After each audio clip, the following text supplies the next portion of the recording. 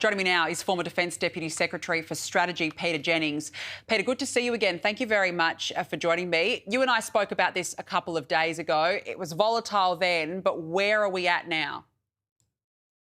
So I thought, Danica, that there was every possibility we would be at this moment talking about an American strike unfolding across Iran. That obviously hasn't happened, but I think we're probably within a day or two of it actually taking place. The second US aircraft carrier, the Gerald Ford, came into the Mediterranean through the Straits of Gibraltar about 36 hours ago. So it's maybe a day away from its ideal location from the point of view of conducting air operations. I noticed there's also a British Royal Air Force fighter group has moved into the Middle Eastern theatre as well.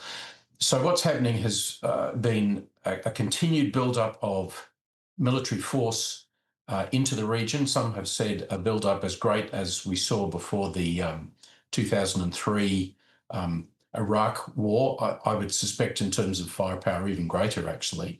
And to me, that suggests that we're likely to see, and unless there is a completely unexpected breakthrough agreement, which I think is frankly impossible in US-Iran negotiations, I think the possibility of a military strike in the next few days is highly likely.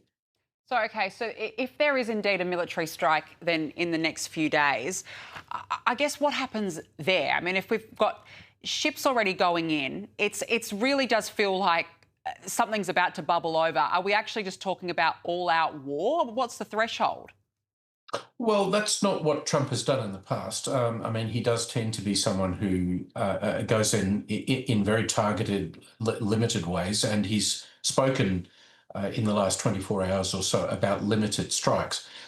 But you've got to contrast that against the reality that there's a lot of force in the region, more than is needed to just go and do a few more strikes on Iran's nuclear facilities.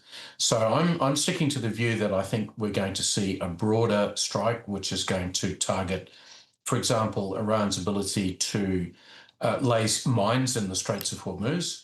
They're going to go after the Iranian Navy. They're going to go after command and control facilities of the Iranian Revolutionary Guards, and possibly also against those internal forces, police and security, which are being so internally repressive of the Iranian population right now. I think this is potentially going to be the biggest military operation that we'll have seen under either the first or second Trump presidency. And in fact, I would be rather surprised now if it turns out to be, 24 hours worth of missile strikes and then that's it. The carriers are packing up and going home. That doesn't seem to me to be consistent with what's happening on the ground. And you mentioned if there is even any possibility of a deal. So Donald Trump's laid down the line that Iran has 10 days. But the problem is, I mean, correct me if I'm wrong, I mean, how confident can we actually be that even if a deal was signed, even if Iran did come to the table, would they even honour it? Highly unlikely. I mean, that would be completely against everything we've seen from the behaviour of this regime really since 1979. And I'm not reading or seeing anywhere people saying that a breakthrough is likely. And I think the American view is correctly that Iran is trying to string this out. The other point I'd say, Danica, on the 10 days that Trump has talked about is that he's never very precise in terms of his timeframes. He often says about a fortnight. And things happen much sooner than that.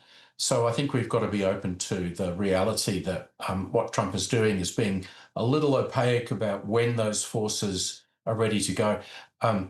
Let me tell you, they're ready to go. They could operate right now if they wanted to. And then the issue that Trump has is not so much when to start, but how long can he keep them there at that level of readiness? You can only keep them in the blocks for so long.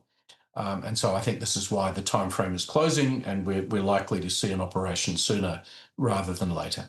Well, all eyes will definitely be on Trump and Iran right now. It's going to be interesting to see how the week pans out. Peter Jennings, good to catch up with you again. Thanks very much for your time this evening.